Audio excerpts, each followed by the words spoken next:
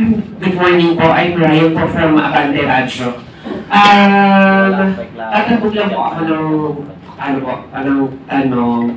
Recently lang po sinabi po ni Ombudsman Remulla na mayroon na pong arrest warrant laban kay Senator Bato de la Rosa. But the latest statement po ng DOJ, wala pa po silang natatanggap. And according din po kay DILG Secretary Remulla, John Vic Remulla, na ang natanggap lang daw po ni Ombudsman Remulla ay yung electronic copy, wala pa po original copy. Any statement po from PTP Laban, since si Senator Bato de la Rosa po ay part ng PTP Laban, at sa tingin niyo po ba may paglabag na umunoy ginawa si Ombudsman Remulla sa pagsasapubliko ng arrest warrant? And ano po yung action na ginagawa na po ng PTP Laban?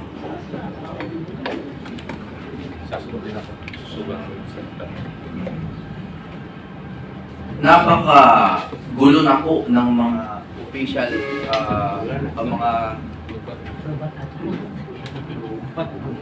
napaka-gulo na po at napaka-halo-halo na po ang mga public pronouncement ng ating mga kinauukulan ukol dyan sa warrant. Hindi natin alam kung totoong may diffusion notice o wala. Sabi po ni Ombudsman Remulla na meron daw siyang copy sa cellphone niya. No? Pwede po natin pahabain ang usapan na to. We can talk about the technicalities of RA 9851. We can talk about the Rome Statute. But at the end of the day, this is a question of sovereignty. Kasarinlan. At ang sa akin po, napakalinaw, ibalik natin ang usapan sa jurisdiction. Walang jurisdiction ng ICC. Whether as an international body or kahit hindi sila state, wala silang karapatan. At ang gobyerno natin ay wala rin karapatan mag-extradite from the executive branch without judicial determination. Sundin mo man o hindi ang Rome Statute, walang dahilan na magpadala tayo ng sarili nating nasyonal patungo sa ICC.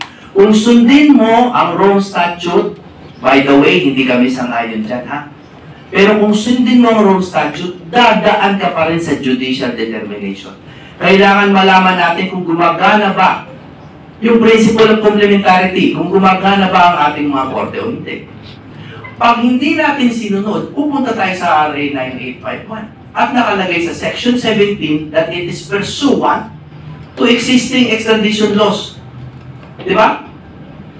At naglabas ang ating Supreme Court ng mga rules on extradition. Tama? Yung AM number 220329 or some basta, ganyan.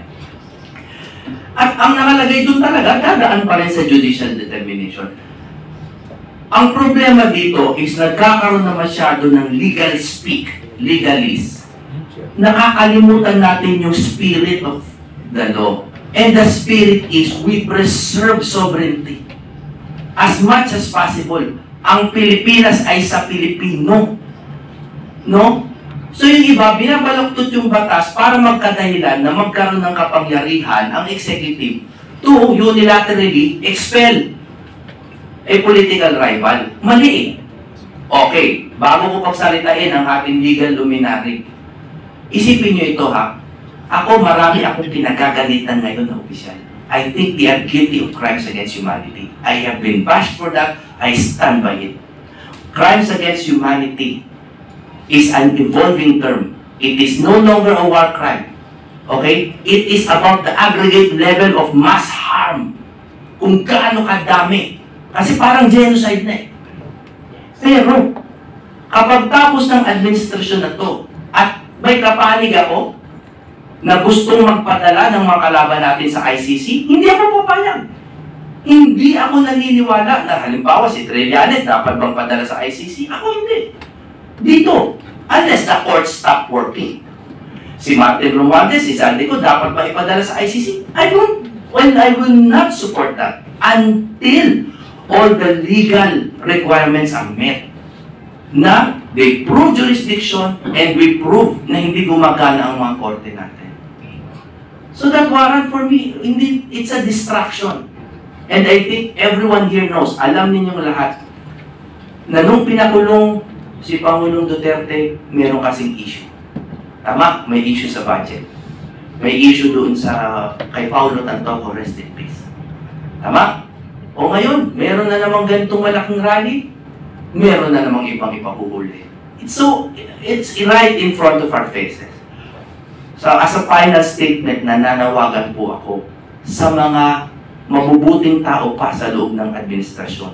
Maglaban po tayo sa politika, pero wag po natin isuko ang ating common goal of preserving Philippine sovereignty. Correct. I think nasabi na ni Attorney Jimmy yung legal premises tungkol sa Rome Statute. Ito yung tratado na nagbuo ng International Criminal Court at naging membro po ang Pilipinas, then eventually nag-withdraw. Gusto ko lang bigyan kayo ng konting impormasyon sa kasaysayan nitong Rome Statute na ito.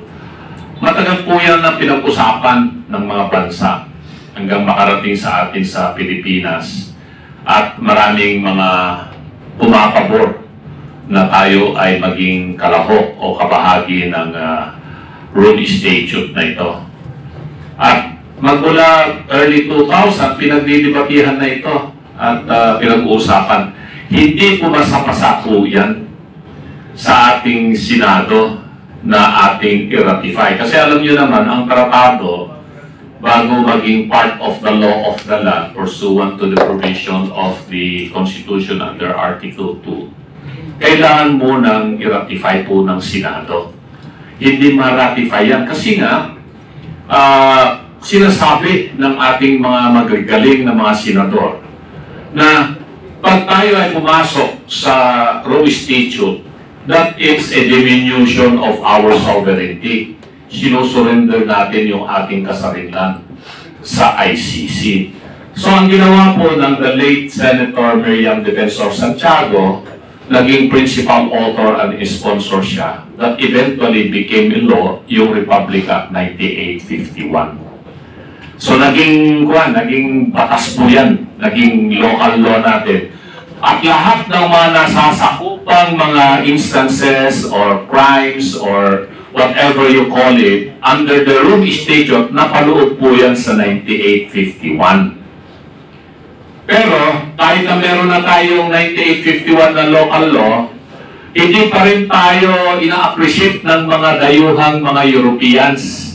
Kasi itong Rome Statute na ito, produkto po ito ng mga puting mga European countries na sila yung merong tinatawag na moral ascendancy over the whole world, over the United States, over Russia, that they have the right, the parang tawag nila rito, divine right to impose yung kanilang system of justice all over the world against everybody. Na hindi sumasang-ayon ng Amerika, hindi sumasang-ayon ng Russia sa kagustuhan ng mga Western countries na ito. So, ito na naman, merong nagnanais na mga Pilipinong magagaling na abogado na maging membro po sila ng International Criminal Court, maging judge po sila sa ICC, maging prosecutor sila sa ICC. And during the time of the Aquino administration ni Noynoy Aquino, doon, I think it was 2013 if I'm not mistaken, bigla na lamang naisigit yung Rome Statute for ratification in 2009 in the Senate. So na-ratify, naging member tayo ng ICC. But eventually, nag-withdraw. So ganun po yung istorya po niyan. Pero ako malinaw sa akin na hindi natin kailangan yung Rome Statute na yan para i-apply natin sa ating mga kababayan na may pananagutan or whatever crimes against humanity, genocide, etc. etc. Pwede naman natin panagutin sila rito sa ating bansa. Kasi may sapat tayong mga batas na umiiral dito. In place naman yung prosecutorial service natin. Andiyan naman yung ating mga korte. Bakit natin kailangan ipagkalulo, ibigay ang ulo ng isang Pilipino sa kamay ng mga dayuhan. No? At itong sinasabi nilang warrant of arrest kay Senator Bato. Ako, I take the word of Ombudsman Boying Rimulya na meron siyang basihan doon sa kanyang sinasabi kung ito lang po ay electronic copy or not, na natanggap niya. Siguro he is not so reckless to say na meron akong hawak na kopya ng warrant of arrest. Pinadala sa akin. Hindi ko sasabihin na yun kung wala nga. I don't believe na magsasabi ng ganon ang isang former Secretary of Justice at saka ngayon Ombudsman.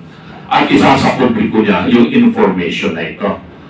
Ako, I'm going to take that as truth, yung sinabi ni Ombudsman Rimulya. And I'm happy in a way para mabigyan ng advance information ang taong bayan at mapag-usapan din itong issue ito. Kasi konektado pa rin ito doon sa unang nangyari kay Tatay Digong eh.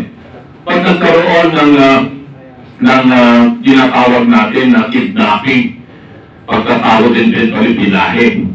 No? Ang napapayo ko lang sa mga legal team ni Senator Bato, nagkausap na rin kami ni Atty. Toril dito the other day. At sinabi ko sa kanya, you expect the worst. They are going to come up with a red notice for sure from the Interpol. It's just a matter of time yan. It's a matter of time. Hindi ba siguro ngayong buwan na ito, baka next month ilabas na yan at ituloy na po siyang dahil. Ang tanong, papayagan ba natin maulit ito? Papayagan ba natin, despite na meron ng bagong extradition rules na nilabas ng Supreme Court, in relation to the provision of Republic Act 9851, Section 17, and in accordance with our existing procedure under the rules of court, niliwanag na po yan ng ating Korte Suprema. At masaya rin ako sa naging pahayag ng Executive Secretary Bersamin, a former Chief Justice of the Supreme Court, that if and when that warrant of arrest against Senator Bato will be wanted to our Department of Foreign Affairs, which is supposed to be the agency that will have first crack on this, na hindi may surrender or na-arrestuhin ka agad si Senator Bato at tapos surrender sa dahil without the intervention of our courts. Hopefully, sundin po nila ito. Sundin po nila ito. Pero, ito lang ang criticism ko dyan.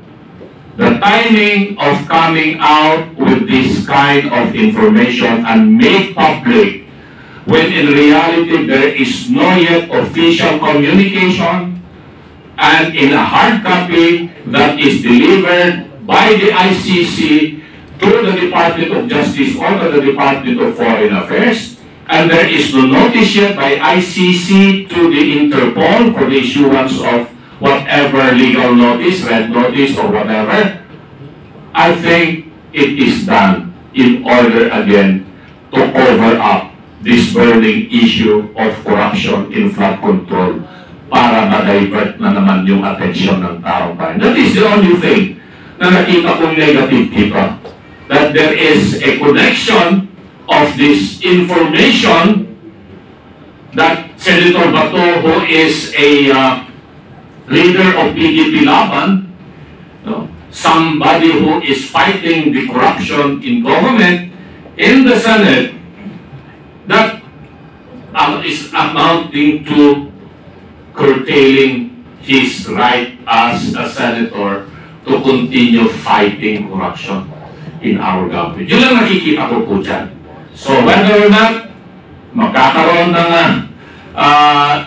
arrest warrant, hindi na lang natin yan. It's a matter of time. Sabi nga ni Vice President Sara Duterte at Vice Chairman Senator Bato, you better be prepared. It's gonna happen anytime soon. Nagdag lang ako bilang ordinaryong mamamayan at hindi abogado. Kasi ako, ang pananaw ko, ICC is not, it's a political arm of the West hiding behind a facade of humanitarian advocacy. Kasi tingnan niyo yung nangyari. Wala naman silang ibang kaso. Bakit pinapatagal nila si Tatay Digong doon? Kasi wala silang ibang hawak na kaso. at meron pa silang with the US government, so yung significance nila, they are fighting for it, no? At siguro, at maraming maraming aspeto yan, and yung paglabas nga nitong, kay Senator Bato, parang nadagdagan naman yung kanilang doon. Trabaho at may relevance na meron silang silbi. Aside from that, nabasa ko na si Atty. Conti na yung abogado ng kabila, diba? Yung nila na dapat yung next na mga warrant of arrest ng ICC ay secret. Napunta na tayo na naman sa secret. Itong ginagawa nila kay Senator Bato actually is the work of the left. Alam natin ano ang ginawa ni Tatay Digong, ni Senator Bato at ng kanyang security team kung paano tinulbos ang mga makakaliwa. Ngayon, itong ginagawa nila dahil they are gaining power, regaining their authority because meron silang budget, nakaupo sila ngayon sa Kongreso, kaya nila ngayon ng kasama pa nila sa September 21 rally ang lahat ng mga makakaliwa. Kaya itong ginagawa nila, sabi nga ni Karaon kanina, timing ng paglabas ng impormasyon upang tayo ay takutin naman tayong lumabas ngayong November 16 to 18. Even the filing of the case against Gonzaga and other identified nila doon sa list ko na kinasuhan because inciting to sedition na hindi naman talaga ito inciting to sedition dahil hindi ito mali at hindi masama ang manawagan tayo ng accountability. Samahan natin itong mga sabi ko nga, itong administrasyon na ito parang kumapupya kay Hitler. Kung si Hitler merong Schindler's List, si Bongbong Marcos merong Tulfo List. Okay, we'll take the last question from